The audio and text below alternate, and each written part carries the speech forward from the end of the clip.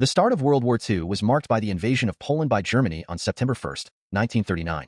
This aggressive action was the culmination of a series of political and military maneuvers by Nazi Germany under the leadership of Adolf Hitler. On September 1, 1939, Germany launched a surprise attack on Poland, utilizing blitzkrieg tactics, rapid, coordinated strikes by air and ground forces. This invasion prompted Britain and France to declare war on Germany on September 3, 1939, marking the official start of World War II. The invasion began on September 1, 1939. The Germans employed a strategy known as blitzkrieg, or lightning war, which emphasized rapid and coordinated strikes using aircraft, tanks, and infantry to quickly overwhelm the enemy. The Luftwaffe, also known as the German Air Force, launched extensive bombing raids on Polish airfields, military bases, and communication lines, crippling Poland's ability to respond effectively. The Molotov-Ribbentrop Pact, signed on August 23, 1939, between Nazi Germany and the Soviet Union, included a secret protocol dividing Eastern Europe into spheres of influence. This pact ensured that the Soviet Union would not interfere with Germany's plans to invade Poland. Hitler demanded the return of the free city of Danzig, now Gdansk, and access to East Prussia through the Polish corridor, which had been created by the Treaty of Versailles to give Poland access to the Baltic Sea. Poland refused these demands. The battle began with a bombardment by the German battleship Schleswig-Holstein and a subsequent attack by German Marines on the Polish military transit depot. Despite being heavily outnumbered, the Polish garrison held out for 7 days before surrendering. This was the largest battle of the campaign, where Polish forces launched a counteroffensive against the advancing Germans. Initially successful, the Polish forces were eventually encircled and defeated by superior German numbers and air support. The German forces surrounded and bombarded Warsaw, leading to heavy civilian casualties and widespread destruction. The siege lasted until the city capitulated on September 28, 1939. On September 17, 1939, the Soviet Union invaded Poland from the east, as per the secret agreement with Germany. This second front overwhelmed the already beleaguered Polish forces. The invasion by the Soviet Union sealed Poland's fate. The country was divided between Germany and the Soviet Union along the lines agreed upon in the Molotov-Ribbentrop Pact.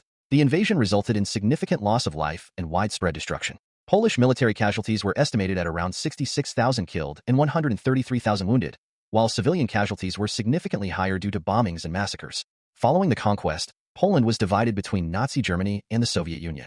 The German occupation was marked by brutal repression, mass executions, and the beginning of the Holocaust, targeting Poland's Jewish population and intellectual elite. In response to the invasion, Britain and France declared war on Germany on September 3, 1939, though their initial military actions were limited. The Battle of Westerplatte was one of the first battles of World War II and took place from September 1 to September 7, 1939. It was a heroic defense by a small Polish garrison against a much larger German force. Westerplatte was a peninsula in the free city of Danzig, modern-day Gdansk, Poland, strategically located at the mouth of the Vistula River. It housed a Polish military transit depot, Wojskowa Składnica Tranzytowa, established by the League of Nations in 1924. The Polish garrison consisted of approximately 182 soldiers, commanded by Major Henryk Sieczarski and his deputy, Captain Franciszek Dabrowski. They were well prepared with fortifications, underground shelters, and supplies. On September 1, 1939, at 4:45 a.m., the German battleship Schleswig-Holstein, on a courtesy visit to Danzig, opened fire on Westerplatte. The bombardment was intended to soften up the defenses before the infantry assault. German Marines from the Schleswig-Holstein, supported by soldiers from the SS Heimwehr Danzig and the Danzig Police, launched the first ground assault. The Polish defenders repelled the attack, inflicting significant casualties on the Germans. Over the next 7 days, the Germans launched multiple attacks on Westerplatte. These assaults included artillery bombardments, aerial bombings by the Luftwaffe, and infantry assaults. The Polish garrison used their fortifications and underground bunkers effectively. Despite being outnumbered and outgunned, they managed to repel repeated German attacks, causing substantial enemy losses. On September 2, German forces set fire to the wooden barracks housing Polish soldiers. Despite the loss of this key structure, the defenders continued to resist. On September 4, the Luftwaffe carried out heavy bombing raids on Westerplatte, further weakening Polish defenses but failing to break their resolve. By September 6, the Polish garrison was exhausted, running low on ammunition, food, and medical supplies. Major Sieczarski, recognizing the hopelessness of their situation and to prevent further loss of life, decided to surrender. On September 7, at around 10:15 a.m., Major Sieczarski and his men surrendered to the German forces. The Germans were impressed by the defenders' tenacity and allowed them to surrender with full military honors.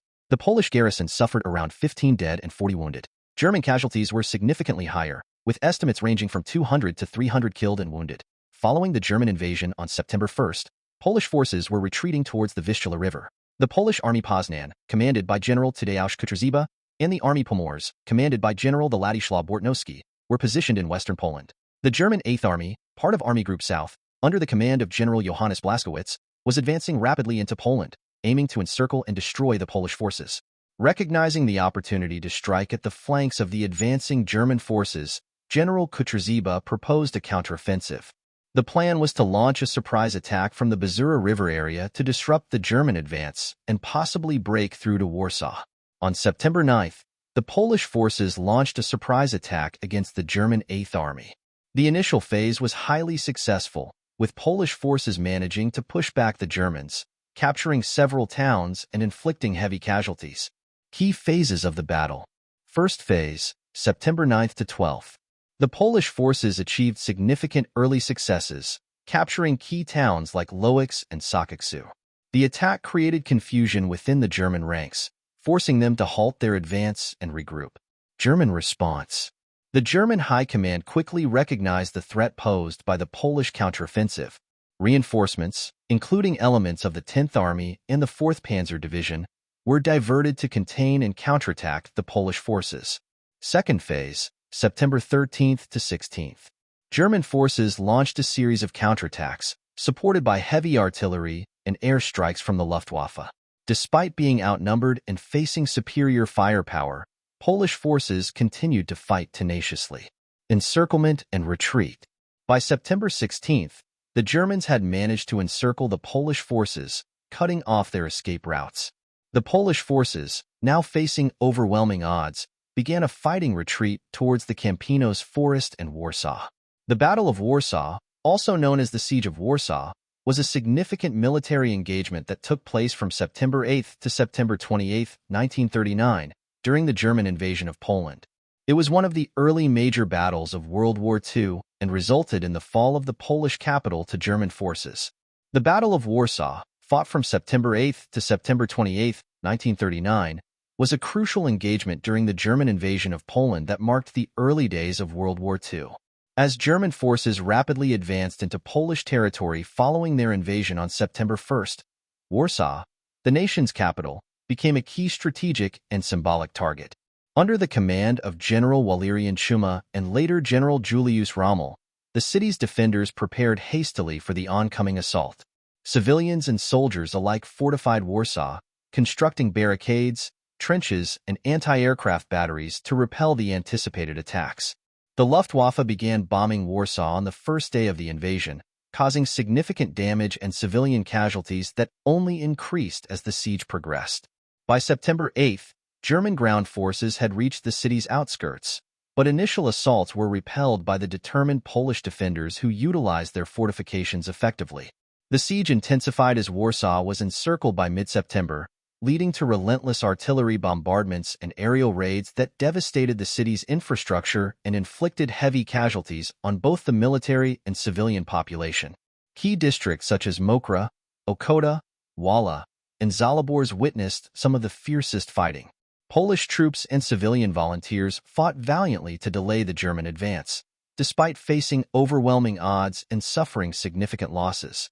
The defenders' efforts managed to hold off the German forces temporarily, but the sustained attacks and dwindling supplies took a severe toll on the city's inhabitants. Food and water shortages, combined with the destruction of essential services, created a dire humanitarian crisis. Realizing the futility of further resistance and aiming to prevent additional civilian casualties, General Chuma and Mayor Stefan Starzyński decided to surrender. On September 27th, a ceasefire was agreed upon, and Warsaw officially capitulated the following day. The surrender allowed the defenders to march out of the city with military honors, acknowledging their bravery and tenacity. The Battle of Warsaw resulted in approximately 6,000 military casualties for the Polish forces, with an estimated 16,000 soldiers taken prisoner. Civilian casualties were devastating, estimated between 20,000 and 25,000, while German casualties were around 1,500 killed and 4,000 wounded. The fall of Warsaw marked a significant step in the German conquest of Poland, leading to the occupation of the entire country. Despite their defeat, the fierce defense of Warsaw became a symbol of Polish resistance and determination, highlighting the challenges Germany would face in its broader military campaign. The battle underscored the harsh realities of modern warfare, where civilian populations often bore the brunt of the conflict, and it remains a poignant chapter in the history of World War II.